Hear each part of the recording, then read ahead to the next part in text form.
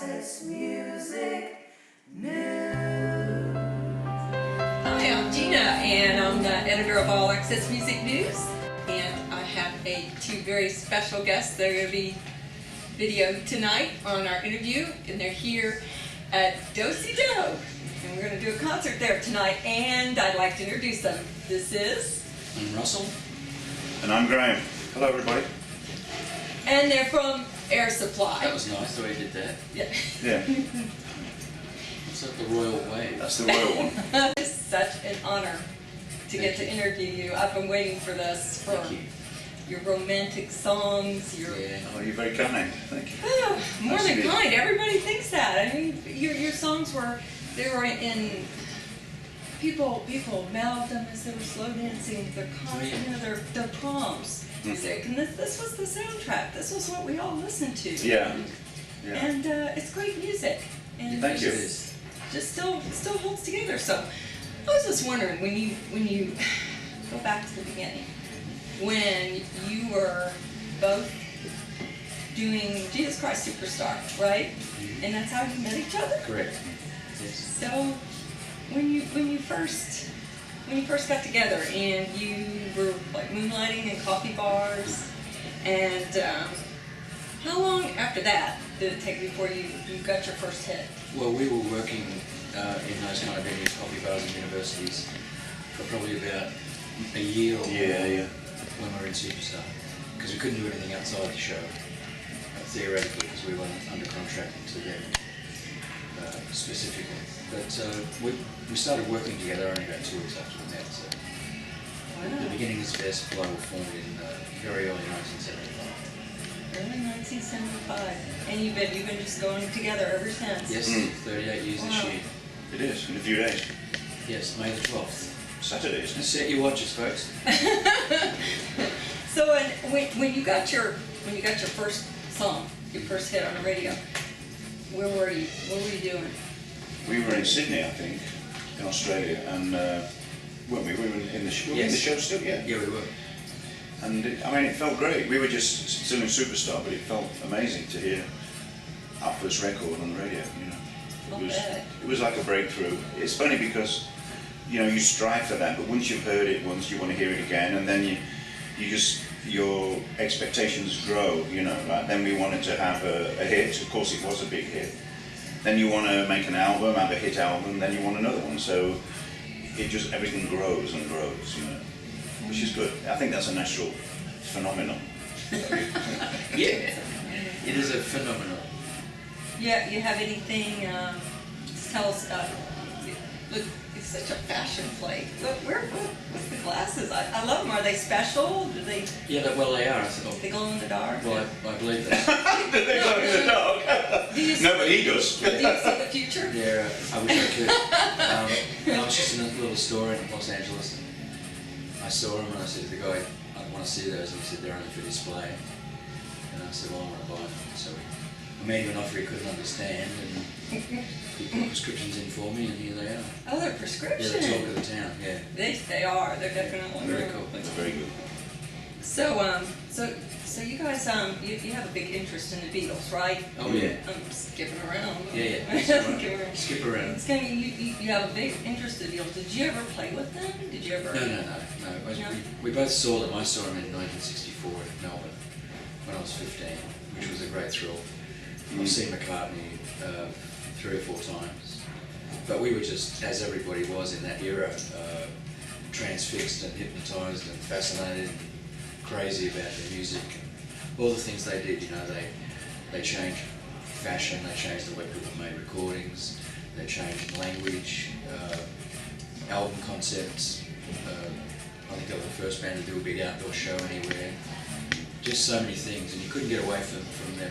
In that period between 61 until they broke up basically, but that was kind of at their peak.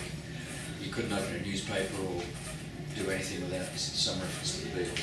In fact, when they were in Melbourne, the population of Melbourne was about 1 million people then, and 300,000 people showed up to see him wave at City Hall.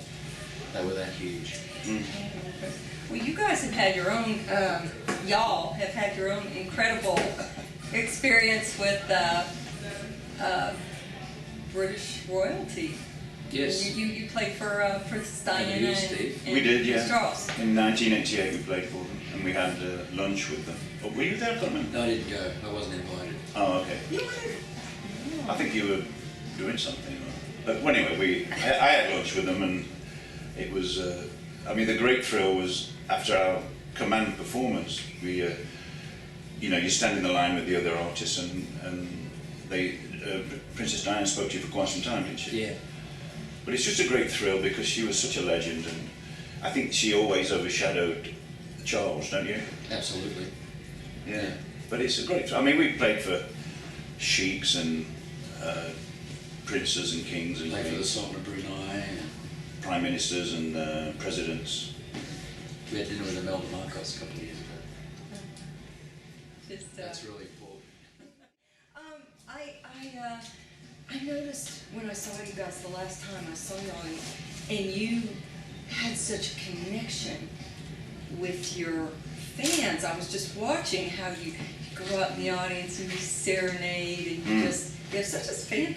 You got to have some stories. Tell me some stories. We want to hear them. Well, you know, we don't really have that many stories, but as far as connecting with the audience, that's one of our great passions. You know, it's very important for us not to, very important for us to make sure we just don't go on stage like a lot of other acts and just stand there and play and be boring. You know, because I've seen some great acts musically, and I sit there and I go, you know, I should have stayed home and played the record, saved myself $200.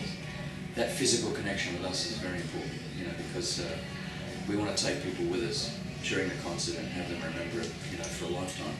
Yeah.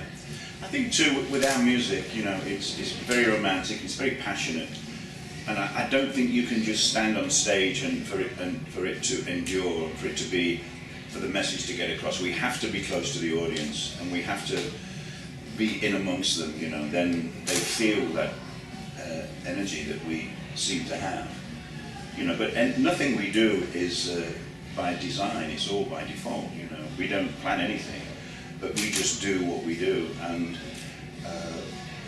people seem to like our little thing, you know. We've got our little corner of the world, you know, which for a long time we came under a lot of scrutiny for, you know, with the Love Kings of the world and all that.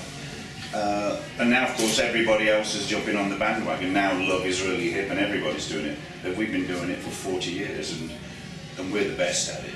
You are. We're really good at what we do because it's real, and we don't try and do anything that we're not capable of, you know. And our fans know that, and they understand what we're trying to do. You know, it's a very simple message of love and togetherness, and I think people relate to it. Positive, good vibes. It is. It really is. You know, it's positive energy and making people feel good. And I mean, at our shows, people cry and they laugh, and it takes them back. And then we play them new things, and they go, "Oh wow!" You know.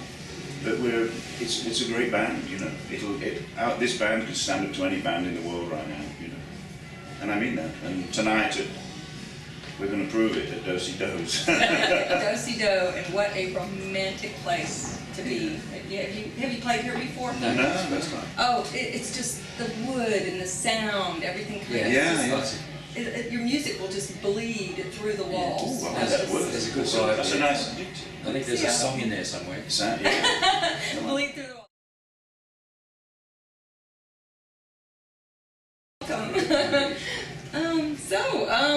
I would like to thank Graham and Russell for doing this interview for All Access Music News. Thank you, Gina. The Kings. A pleasure to be here. The Kings of Love. The Kings of Love. And peace. The Kings of Love.